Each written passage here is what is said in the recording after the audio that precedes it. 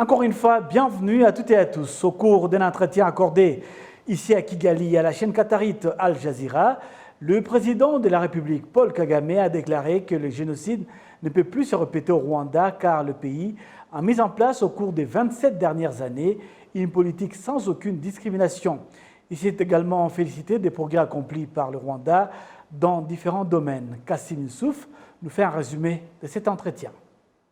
The president of Rwanda, Paul Kagame, talks to Al Jazeera. Au cours de cet entretien d'environ 20 minutes qui s'est déroulé au village Urugwiro, le président de la République, Paul Kagame, a répondu aux questions du journaliste Ali Al-Dafiri d'Al Jazeera sur différents domaines, notamment politique, développement et coopération. À propos du progrès déjà réalisé et des mesures prises pour la reconstruction du Rwanda nouveau, le président de la République, Paul Kagame, a fait savoir qu'au cours des 27 dernières années, le pays a mis en place une politique et un leadership qui donnent l'espoir d'atteindre le meilleur avenir souhaité et qu'il n'y a aucune inquiétude que le génocide perpétré contre les Tutsis puisse se répéter. Truly, we have come from far, almost to non-existence. Il y a encore beaucoup à faire pour arriver là où nous désirons. Nous n'avons pas usé de secrets exceptionnels à part être résilients, qu'ils soient la population ou les dirigeants. Les réalisations atteintes parlaient d'elles-mêmes. Nous ne travaillons pas pour arriver à cela, mais nous avons un autre objectif et de manière durable. Premièrement, les gens s'impliquent et deuxièmement, cela procure la sécurité et la quiétude et c'est une façon de changer la mentalité. Create a mindset change. Le journaliste Ali Al-Dafiri a voulu connaître le point de vue du président de la République sur ceux qui accusent le Rwanda de ne pas accorder d'espace et de museler l'opposition, accusation que le chef de l'État a réfutée. The opposition exists. L'opposition est là. L'opposition signifie des gens ayant des idées divergentes en ce qui concerne la gouvernance et ce qui se passe dans le pays. Même si leurs idées politiques sont divergentes, ils convergent tout de même sur un même point, à savoir le bien-être social et la quiétude du pays. Je ne pense pas qu'ils ne peuvent pas diverger sur cela. Je ne pense pas que quelqu'un qui se dit de l'opposition viendra et vouloir aller à l'encontre des réalisations acquises, croyant vouloir éliminer ceci pour déstabiliser le pays. Autrement, ce qui convient à la population, c'est ce dont on s'est convenu. Therefore, you don't want to establish just a template and say every country must follow this way of doing things. Dans cet entretien, le chef de l'État a également répondu aux questions relatives aux activités des forces rwandaises de défense en Centrafrique et au Mozambique, où elles sont depuis 5 mois pour chasser les terroristes qui avaient semé la désolation dans la province de Cabo Delgado. En bref et en image, c'est dimanche matin, le président de la République, Paul Kagame, a participé à la journée sans voiture à Kigali, un événement sportif des masses qui a lieu 2 fois par mois et sert à faire de Kigali une ville verte tout en promouvant un mode de vie sain. Au cours de cette activité, le président Paul Kagame était accompagné du ministre des Sports, Madame Aurore Mimosa, et du maire de la ville de Kigali, Pudence Rubengisa. Le président Paul Kagame a écrit sur son compte Twitter toute sa joie de participer à cette journée aujourd'hui et de marcher dans les rues de Kigali après tant de mois de restrictions dues à la pandémie de Covid-19. La première dame du pays, Madame Jeannette Kagame, ensemble avec ses proches, a également participé à cette activité sportive sans voiture dans la ville de Kigali. Et puis, ils sont âgés de 12 à 18 ans et la plupart sont déjà à l'école secondaire et se disent prêts à recevoir le vaccin contre la Covid-19 qui leur sera administré au cours de la semaine prochaine. L'administration de ce vaccin se fera dans les écoles avec l'accord écrit des parents.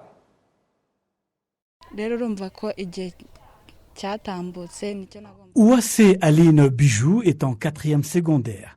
Elle affirme que la pandémie de Covid-19 a retardé ses études, soulignant qu'elle doit se faire vacciner parmi les premières, ce qu'elle partage avec beaucoup d'autres.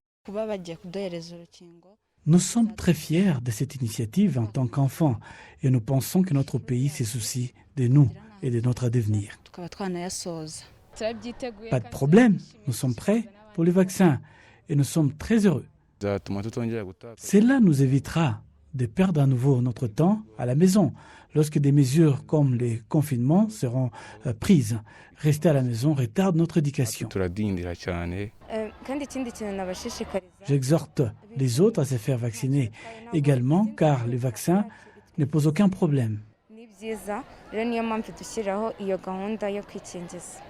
Normalement, avant de se faire vacciner, les bénéficiaires du vaccin doivent signer un formulaire de consentement et dans ces cas précis, ce document sera signé par les parents dont certains disent être déjà prêts. Je jouerai mon rôle dans cette campagne de vaccination. Même si je suis occupé, leur mère sera là, donc il n'y a pas de problème, car moi aussi, j'ai été vacciné. Je signerai en leur nom parce que j'ai été vacciné aussi et cela ne m'a causé aucun problème. J'en suis vraiment contente. Je signerai pour eux afin qu'ils puissent se faire vacciner et poursuivre leurs études. Pour les élèves fréquentant les internats, les processus a déjà commencé. Babazi Daniel est le doyen au sein du lycée Apas ici à Kigali. Nous leur parlons pour les aider à comprendre que ce n'est pas nocif. Certains d'entre eux ont déjà été vaccinés. Nous exhortons les parents à venir remplir ces formulaires de consentement afin que leurs enfants puissent bénéficier de ces vaccins. Le ministère de la Santé a annoncé qu'il travaillerait avec les autorités du secteur éducatif pour s'assurer que le plus grand nombre d'enfants possible soient vaccinés. Le secrétaire d'État au ministère de la Santé, Dr Punga Tarsis, a noté qu'il est temps pour les élèves de se faire vacciner et que cela jouera un grand rôle dans la lutte contre la pandémie.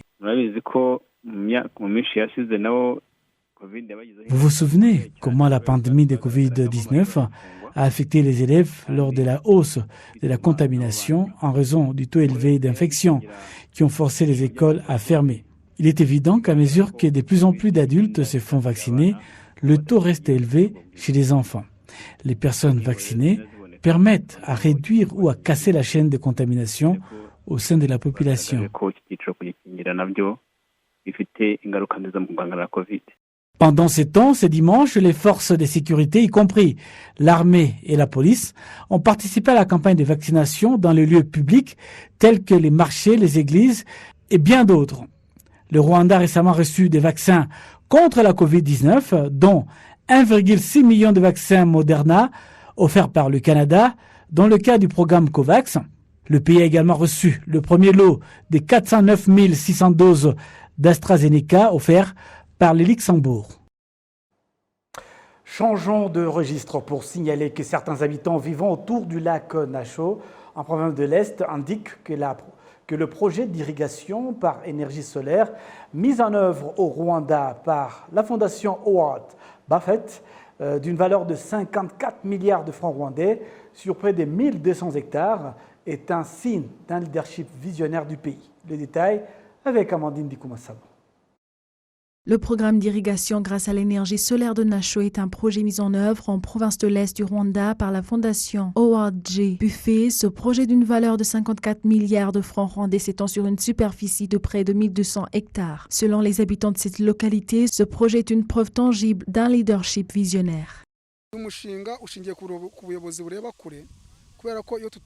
Ce projet est le résultat d'un leadership visionnaire, en l'absence duquel on ne s'en serait pas sorti dans notre quotidien à cause du manque d'eau. La vie de ma famille a été améliorée dans plusieurs domaines. Mes enfants ont terminé leurs études et j'ai 2 voitures que j'utilise pour les activités rentables.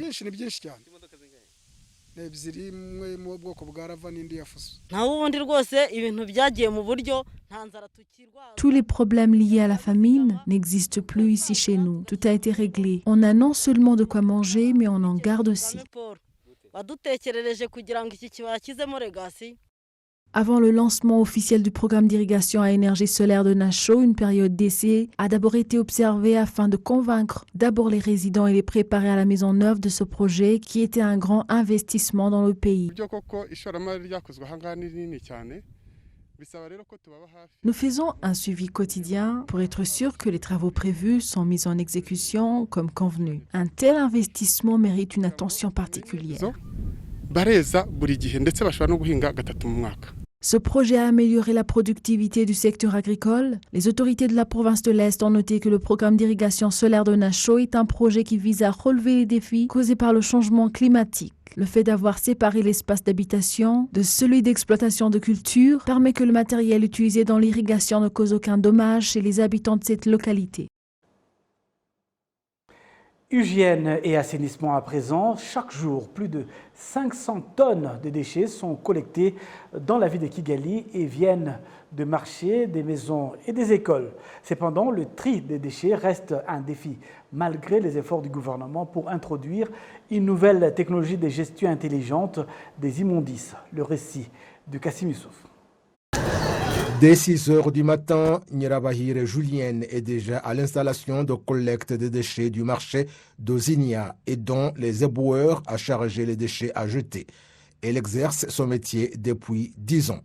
Une mère atteste qu'au fil des ans, la gestion des déchets à Kigali a été un grand défi. Cet endroit était toujours sale suite aux déchets biodégradables qui étaient fréquemment déversés dans un espace ouvert ici et chaque fois qu'il pleuvait, on ne pouvait pas passer par cet endroit. Mais actuellement, on ne peut pas dire que nous avons oui ou non des détritus à cet endroit. En juillet dernier, le gouvernement rwandais a lancé une phase pilote du nouveau système de gestion des déchets dans la ville de Kigali dénommé Smart Waste Collection. Les nouvelles installations de collecte des déchets sont alimentées à l'énergie solaire avec une technologie sur mesure qui transmet les informations au système central et 3 grands bacs pour différents types de déchets. Actuellement, les installations intelligentes de collecte des déchets sont installées dans 4 grands marchés de la ville, à savoir Zinia, Kimirongo, Nyabugogo et Murindi, et au village moderne de Karama. Le système de poubelle est connecté à des capteurs qui sont reliés à mes téléphones de telle sorte que lorsqu'il est sur le point de se remplir, il envoie le premier signal. Lorsqu'il est rempli à plus de 75% de sa capacité, je reçois le message et j'appelle immédiatement les camions à ordures pour venir le vider. Selon Nyirabahire, le nouveau système de gestion des déchets de Kigali a amélioré l'hygiène autour du marché de Zinia, mais cela lui a aussi beaucoup facilité le travail. Le nouveau système de gestion des déchets est dirigé par le ministère ayant les technologies modernes dans ses attributions conjointement avec la ville de Kigali et le ministère de l'Environnement.